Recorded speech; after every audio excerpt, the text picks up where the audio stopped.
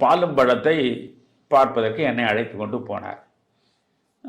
படம் நடக்கிறது. நான் அம்மாவின் பக்கத்தில் உட்கார்ந்து கொண்டிருக்கிறேன். அதில் முதல் காட்சி, இவையெல்லாம் மறக்கவே முடியாதவை. நான் இறக்கும் இறுதி தருணம் வரையில் மறக்கவே முடியாத சில சுவையான சம்பவங்கள். அந்த பாலும்பழத்தில் முதல் காட்சியில் சிவாஜி கணேசன் அந்த டாக்டராக வெள்ளுடை உடுத்து அந்த பேண்ட்டும் ஷர்ட் அந்த கோட்டும் போட்டுட்டு அதில் இந்த பாக்கெட்டில் ஒரு கையை ஒரு பக்கமாக விட்டுட்டு கழுத்தில் இந்த ஸ்டெத்தாஸ்கோப் அப்படியே சரிய நாகையாவோடு பேசிக்கொண்டே ஒரு நடை நடந்து வருவார். இப்பொழுது கூட நீங்கள் யூடியூப்பில் போய் பாருங்கள், அந்த நடையை பாருங்கள்.